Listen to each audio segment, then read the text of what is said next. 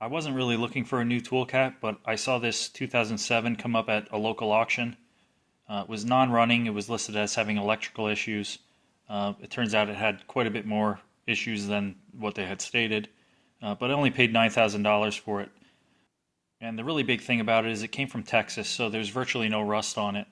Here in the Northeast, it's pretty much unheard of to find a Toolcat, especially one of this age, without any rust.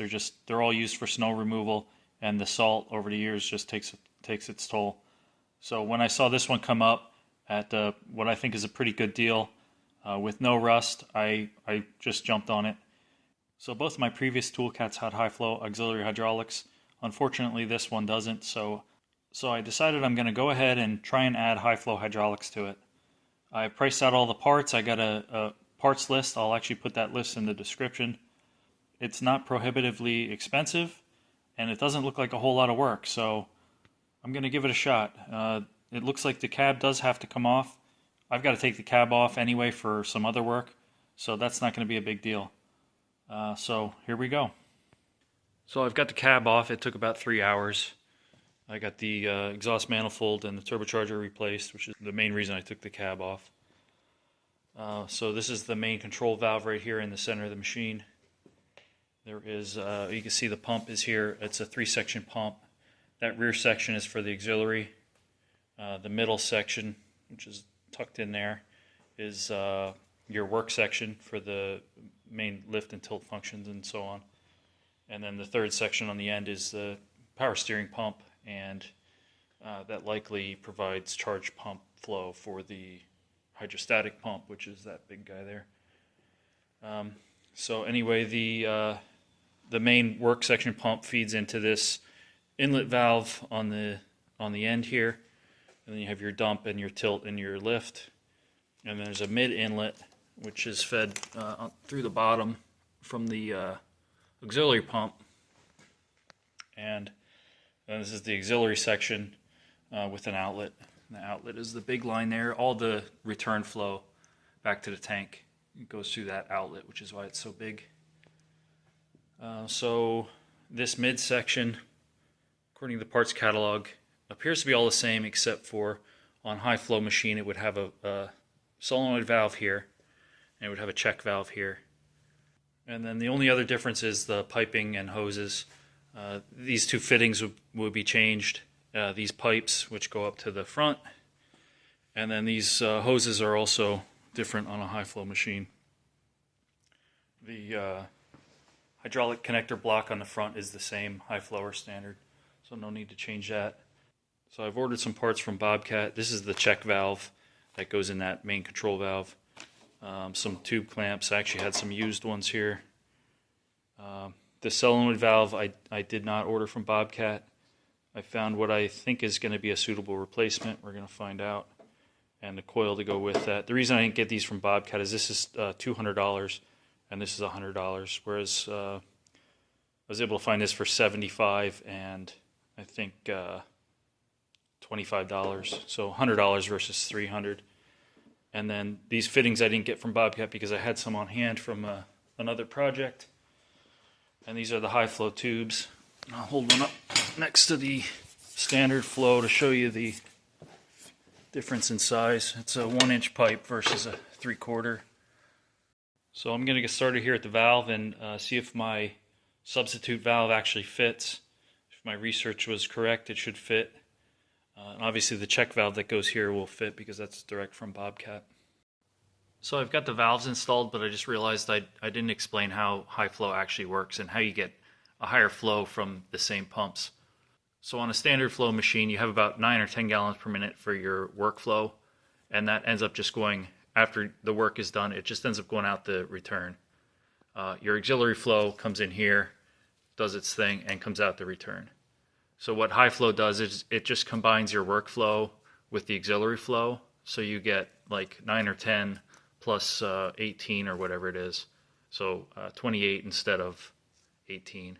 And that's done by selecting this directional control valve, which instead of dumping the workflow right to the outlet, it sends it through this check valve into the auxiliary flow. And since I used the Hydroforce valve instead of the Bobcat valve, I had to crimp on the end. This was just a bare lead solenoid. I also had to turn that solenoid around. There was a little bit of interference with the relief valve here, but the wires are plenty long enough to reach around. And I should mention that all the wiring for high flow is already in the harness on the cab.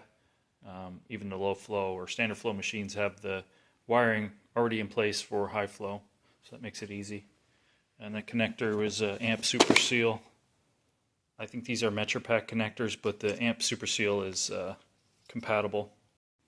I've got the fittings and the tubes swapped out. This is the Power Bob-tach valve assembly. I had taken this off a machine that I parted out a couple years ago.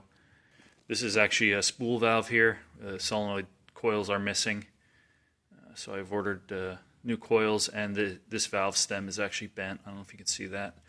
So I've ordered a new valve stem for that. Luckily, part number was still on the base. I was able to read that and order the same thing. It's just a Hydroforce spool. And then this goes mounts in here somewhere on the driver's side of the machine under the seat. Unfortunately, I didn't save that bracket off the machine I parted, so I ordered that bracket from Bobcat. It was about 60 or 70 bucks. And then I'll just need some hoses and some fittings, and we'll have Power Bob-tach. And while I'm in here, I decided I want to add some hydraulic remotes on the rear. Now, Bobcat does sell a kit. It's just a diverter that goes in the box lift circuit. It's a manual operated diverter that mounts on the back of the machine. Gives you one set of rear remotes. I actually need two sets for an implement I want to tow with this. So I looked into the 5610, which is the version of the Toolcat with a 3-point hitch, and it has two sets of rear remotes. They use a 2-spool valve. So I'm going to sort of replicate that, but using a valve that I have on hand. I salvaged this valve off of a piece of equipment. It was a tractor-mounted sweeper. The ratings are good. It's 13 gallon per minute and 5,000 psi in the inlet, 3,000 on the tank or return. The 4 work ports. Basically everything I need, but it does have a built-in pressure relief valve, which I need, but not in this configuration. The problem with this is because there's going to be valves downstream of this, there's a possibility that the tank port will see pressure up to 3,000 psi, and since this relief valve is referenced to the tank port, it would actually the pressure would be additive. So there would be a possibility that you could see up to 6,000 psi on the pressure port, which exceeds this valve and exceeds the hoses and the pump and everything else. So what I need to do is pull this valve out, put a blocking plug in here, and then remount the relief valve in a separate manifold somewhere on the pressure line leading into this valve. I got the bracket for the Power Bob-tach valve, but this Toolcat was made before Power Bob-tach was an option, so it doesn't have the holes in the frame. I do have the frame from the 2014 that I parted sitting outside, so I'm going to go make a pattern off of that so I know where to put the holes. I just took a piece of packing paper and rubbed my dirty hands over it, and it gave me an outline of the frame with the 2 holes here. Looks like they actually changed the shape of this part a little bit here. It's the same in the back, but the front edge is different. But should give me my 2 locations there. I did get the Bob-tach valve mounted, and I got the valve for the rear remotes mounted. So I've got all the hoses run. There's the inlet from the pump comes into here, and then the tank port on this one goes to the Power Bob-tach valve on the other side, and then the work hoses run to the back of the machine. And then I did replace that pressure relief valve with a plug.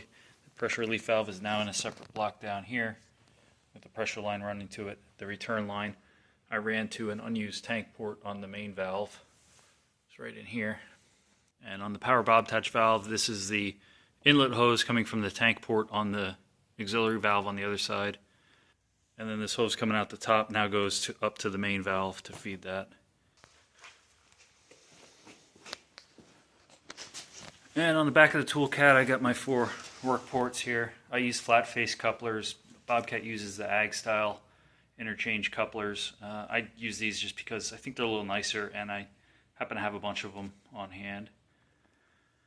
Originally this would have had the main hydraulic hose from the pump right to this valve, so now it's from the pump to this valve, from this valve over to Bob-tach valve, and then from Bob-tach valve back up to here.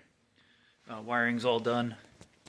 There were a couple unused spaces in this fuse block over here, so I tapped in there for power for the switches. So that's pretty much it for the hydraulics on this. I am going to get it running first and just run through all the functions, make sure nothing's leaking. I'd hate to put the cab back on and then have a leak just because I forgot to tighten a fitting or something. I've got the cab back on, and now that I'm looking at it, I'm wondering if you could maybe do this high flow conversion without even removing the cab. I think you can get to everything. The only questionable part would be being able to remove the pipes. And I think certainly you could do it with just raising the cab. Getting them through there might be a little difficult, but I think if you raise the cab about 6 inches or a foot, you could certainly get those pipes out, and you can get to the valve, and you can put the check valve in there. And like I said, the wiring is already in place in the cab, so yeah, if you're thinking about doing this, maybe just jack up the cab and try and get those pipes out. And then here under the center console, you can see the wire marked high flow, and that's the connector for the high flow switch. And then here are my new wires, still need to be terminated for the rear auxiliary switches. And this is my cable coming up from the Power Bob-tach valve. I still got to run this up to the dash because that switch normally goes up in there. So I got the high flow switch right from Bobcat, so that'll plug right in there. I also got the Bob-tach switch, which I will need to make a harness for. If you have a Toolcat after a certain serial number in the D series, it should have the harness already in place for this. But because, like I said earlier, my Bobcat was made before this was an option, this just isn't in the harness, so I'm going to have to build a short little harness for this. So there's one final thing you got to do in order to make this work, and that's using the Bobcat Service Analyzer software. You got to come in here and check the option for high flow, and then update the controller. I've already done that, so I'm about to take this machine out and see if we have high flow. Testing complete and confirmed we do have high flow hydraulics on a machine that was not originally equipped with high flow hydraulics. So there is one more small thing I got to do. Right here there's something missing. Okay, now she's complete. I still do have a little bit of work to do for the Power Bob-tach. I got these bosses from Bobcat, they get welded in here somewhere. The latches will have to get modified to accept the other end of the cylinder. But I'm going to let that go for now. The truth is I still have a lot of work to do. I got to put the fenders back on, obviously. The box on the back. A bunch of panels from underneath I had taken off to clean out the mud and dirt that was in there. Still got to hang the doors, but for now I think that's video's long enough, so I'm going to end it here. Thanks for watching.